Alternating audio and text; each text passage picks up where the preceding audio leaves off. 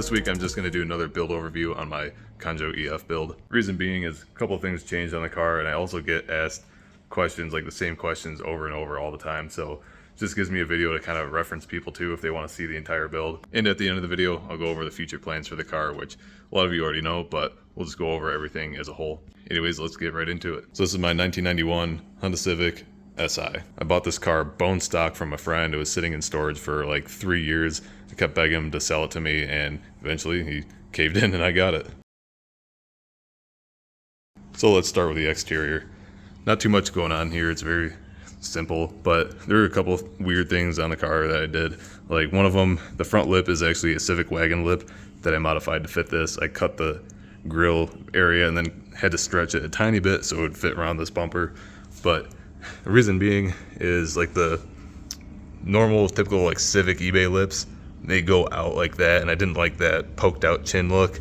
This one's more flat and I like the look a lot better, so that's why I did that. I also made a custom intake duct for the intake.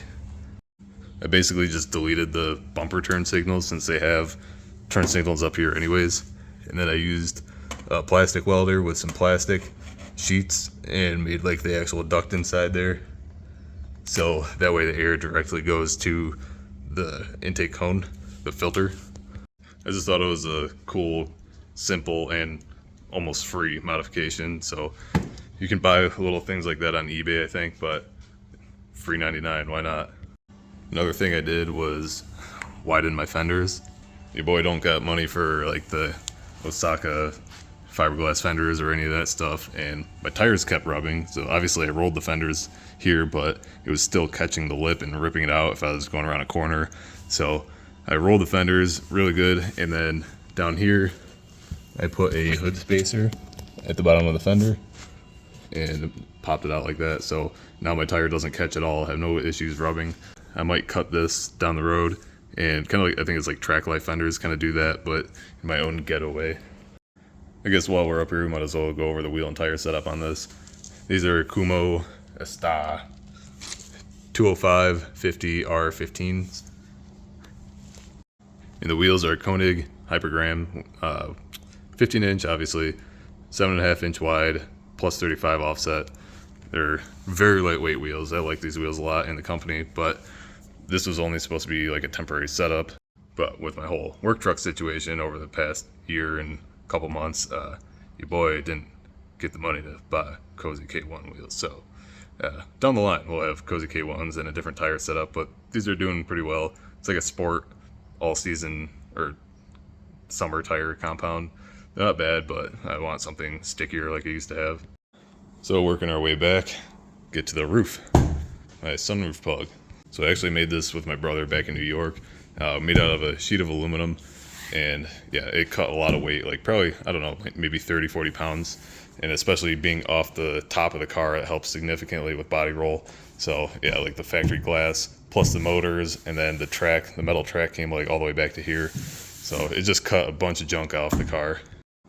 And we did it the proper way, where you don't rivet to the roof. We actually put a seal in here and everything, so this metal piece I can actually take this out, and if I wanted to put like the factory sunroof back in, but obviously I'm not going to do that. It's a race car build. And on the inside you can see these brackets that I made out of just metal stock, stuff like that, but very simple. I actually have a video of making the brackets and everything and going over the whole sunroof build process or plug process if you're interested in that one.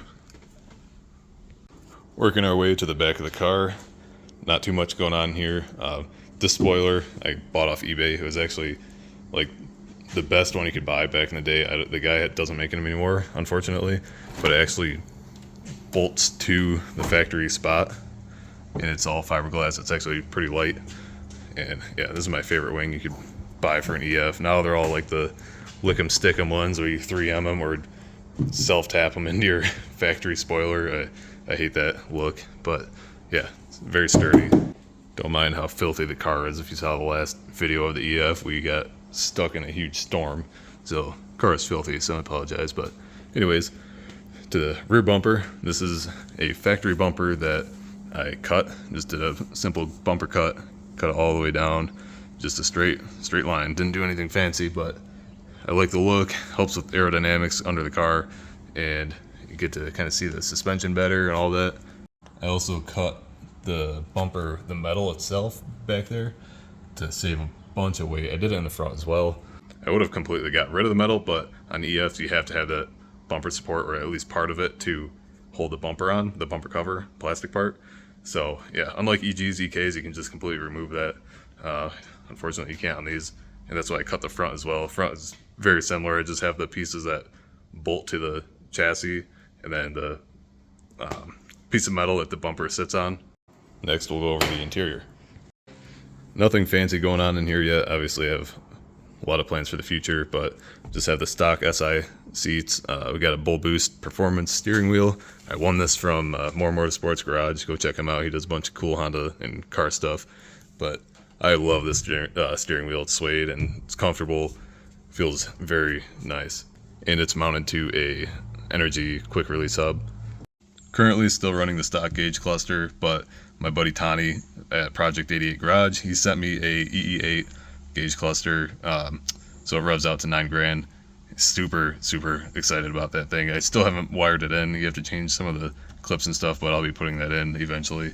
And it's in kilometers, so it's kind of cool, just JDM look. Don't mind this thing. This is a GPS speedometer that is not calibrated. Whatever, it's junk. I was putting that in so when I swap the cluster, I don't have to try to memorize kilometers to miles an hour, but I gotta find one that's more accurate. So if you do know one that's more accurate, let me know. Gauges, we just have a simple AFR gauge. Eventually gonna get oil pressure and maybe some other thing to fill in this void, but right now that's all I got. Shifter, got the K-Tune V3. I can't remember what version it is, but this thing is sick. I love this. So much adjustability, short throw. You can adjust it, adjust the height and adjust the throw from inside the vehicle. So adjust the height here, you can adjust the angle, adjust the throw with this. So there's so much adjustability to this shifter. It's my favorite shifter I've ever had. ECU is a Honda at a S300. One of these days I gotta swap the shells because these don't line up, the holes don't line up with the studs. That's just gonna be a project for another time, but that way I can actually mount it there. It doesn't really go anywhere right now, but just to clean it up a little bit. In the trunk, nothing special. Just got a strut bar here. I shaved all the brackets, so I was cutting as much weight as I could out of the car. Like all the seat brackets are cut out, got rid of the sound deadening, etc. Oh yeah, I forgot to mention this earlier. My third brake light, obviously this doesn't have a third brake light in it, but this is the factory one. I pulled out of the spoiler and just mounted it here and wired it up. I have a LED like flasher module in there as well, but it actually works very well. You can see it from the outside of the car. I didn't want to get rid of the third brake light for many reasons, safety reasons and all that, but I love how clean that looks. Next, I'll jack the car up and we'll go over the suspension on the car. I don't really feel like putting it on 4 jack stands, so we'll go over the front, put it back down on the ground, then go over the rear. So underneath the car, we'll start off with the innovative traction bar. This is one of the best ones you can buy, and like especially because it only has one Heim joint on it, and this is like a very solid Heim joint, and then it just mounts directly to your lower control arm. A lot of those like double Heim joint ones will give you play and clicking, and it's really terrible. So that's nice. Highly recommend that. And you got two toe points on here. Camber kit in the front is a True Heart camber kit. I was gonna get Hard Race, but they're way out of stock and back ordered for that. Coilovers are Megan Racing, fully adjustable. Still have the stock brakes in the front. They do well for how light the car is, but eventually we'll get drilled and slotted or upgrade those. And I guess while we're right here, we'll go over the exhaust. It's a 1320 header, which I gotta get a different one eventually. I hate how low this one sits because it's a 4-to-1, and obviously you can see some scrapage going on, but it works. Got a test pipe to a Skunk 2 mid pipe resonator, and then a custom straight pipe that my boy Aaron welded up for me. Just a simple straight pipe bolted to the back of the mid pipe. Saved a bunch of weight as well, getting rid of the muffler. But that's about it for the front end. We'll move to the rear. In the rear, obviously same coilovers and Megan Racing coils. I do have a DC2 rear disc conversion on it. Skunk 2 lower control arms. Stock sway bar, I forgot to mention that in the front too. Stock sway bar up there. Hard Race rear camber kit. Also Hard Race adjustable toe arms. And PCI spherical trailer arm bushings, and there's a rear disc conversion.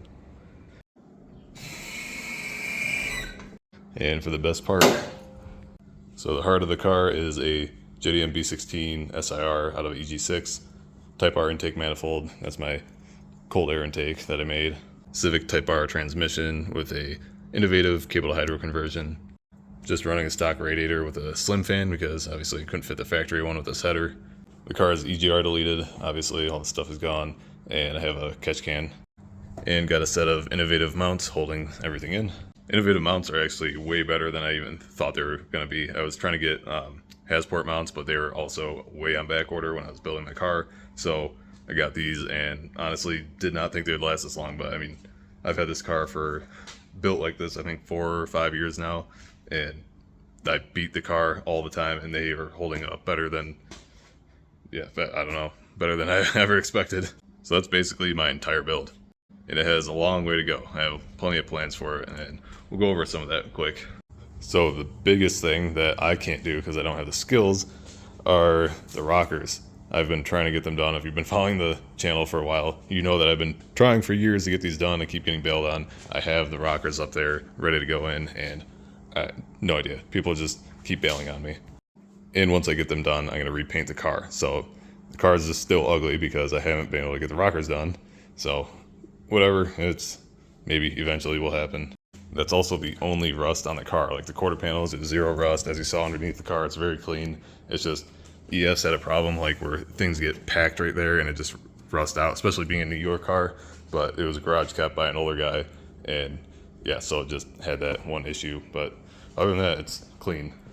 Interior plans, I obviously want to get a cage in this thing because it's a tin can on wheels and it's very sketchy if you're ever crashing it.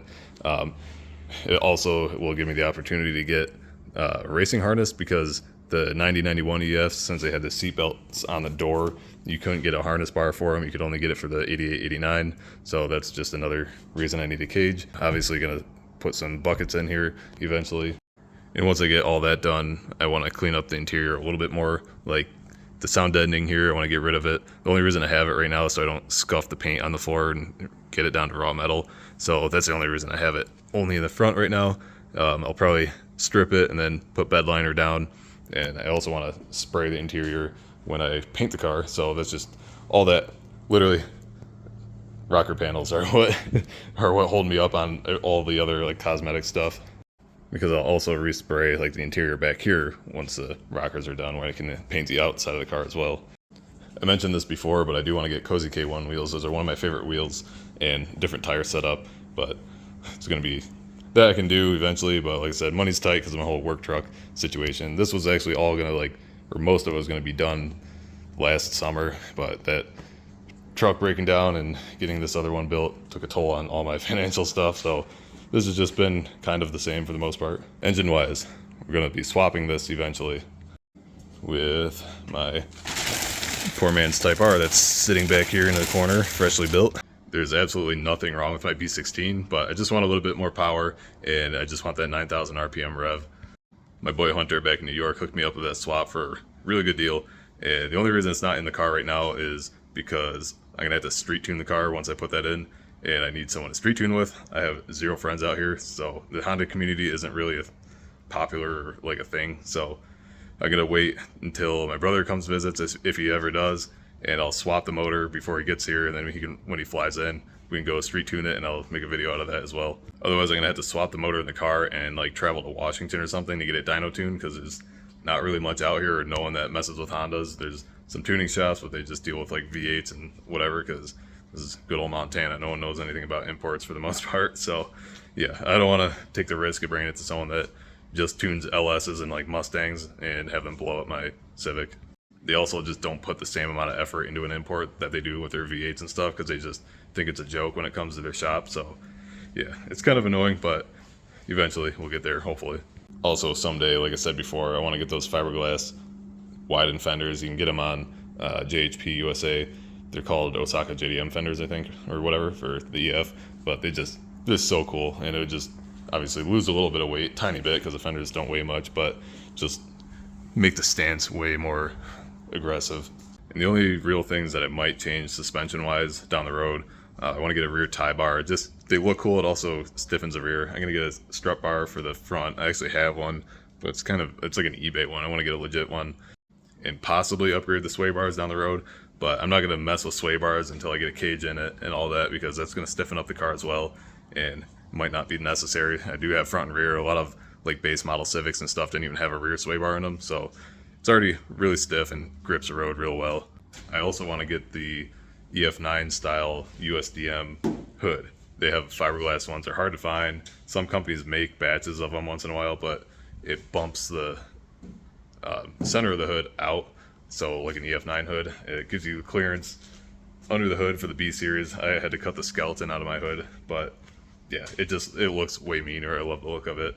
I would do an EF9 front end, but those are way too expensive nowadays. So if I could get a deal on one or buy a whole car that had one on it or something, maybe. But this is also going to be a track beater, so I don't want to put a JDM front end on a car that might go into cones or into a wall. Oh yeah, and down the road I want to put Lexan windows in the car, save some more weight.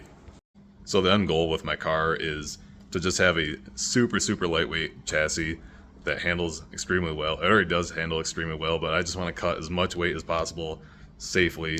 Not like those sketchy street car drag cars that you see on the road that have like holes through all the like rocker panels and all that. Not like that. Like I want a car that's safely lightweight and has just a little bit more power.